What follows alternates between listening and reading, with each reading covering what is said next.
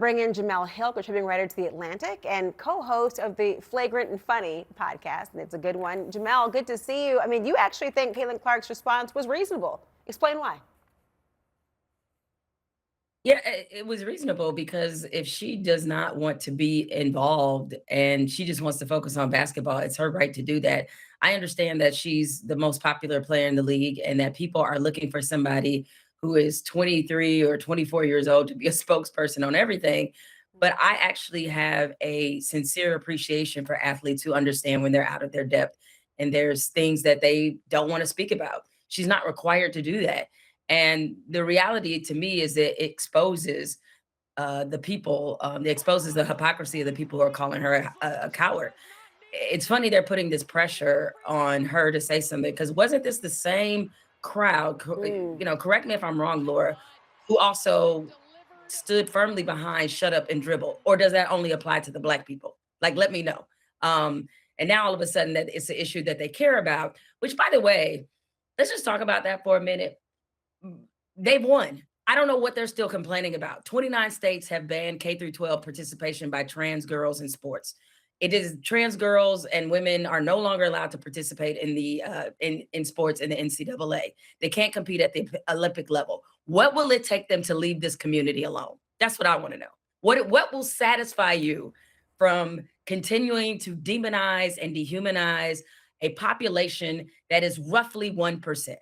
What's it going to take for you to get off the back of a community where, by last count, according to the NCAA president, there are 10 trans athletes who were in college out of 500,000 athletes? What will it take for you to shut up and leave this community alone?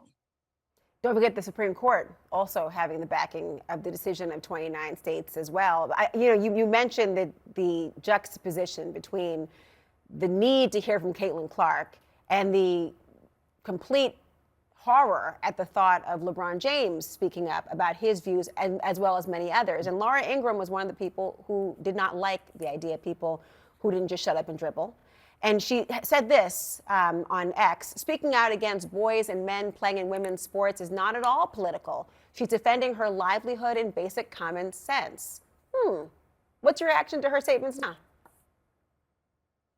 Well, I would also say it's common sense that unarmed Black people shouldn't be killed by the police.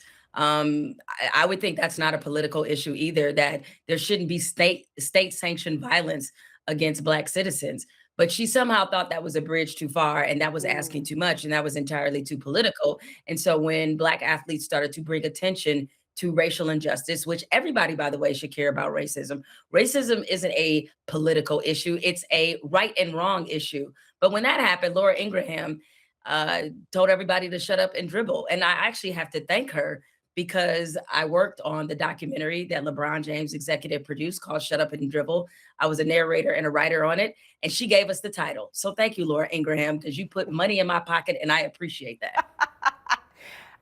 That's like an exponential level of shade. I just love you, Jemele Hill. Okay, let's talk about Caitlin Clark, though. Caitlin Clark has been and has seen the backlash against her teammate, Sophie Cunningham, for her stance. Cunningham was also just speaking her mind. Is the backlash against her fair? Listen, even if I don't agree with what an athlete has to say, I don't ever champion them having to be quiet or not allowed to express their beliefs. Whether I believe with them or not, I'm consistent in that way. But if you put them out there, they deserve to be critiqued and challenged. My issue with Sophie Cunningham is that she has recently become one of the most popular athletes in the WNBA. She's got a huge platform. She's got a podcast. She is suddenly now the darling of the right wing community. She uses that platform to punch down on a group of people who are just struggling to exist. And I find that to be despicable.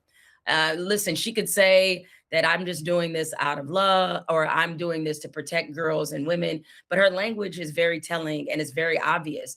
She wanted to make sure that she left you with the most stark and demeaning, demonizing image possible. Young, defenseless girls, big, hulking men in the locker rooms taking advantage of women in sports. And she should know, as a female athlete, I would love to hear her thoughts on whether or not in her career, did she think it was trans women that were holding her back, or did she think it was funding lack of opportunity and investment? Mm. Because I would guess it was those things and not anything to do with trans girls or women. And considering, by the way, that she's been able to gain this popularity and this platform, to me is just really shameful that she hasn't used it more responsibly. Mm. I get it. It's her 15 minutes of fame. She's trying to extend it to 20. But your words have real consequences. There are people out there, trans people, who are losing their lives, who are being demonized at every corner in this society. And that to me is something, hey, if it sits right with her, if you like it, I love it. It don't sit right with me. Jemele Hill, thank you for sitting here with me. And thank you.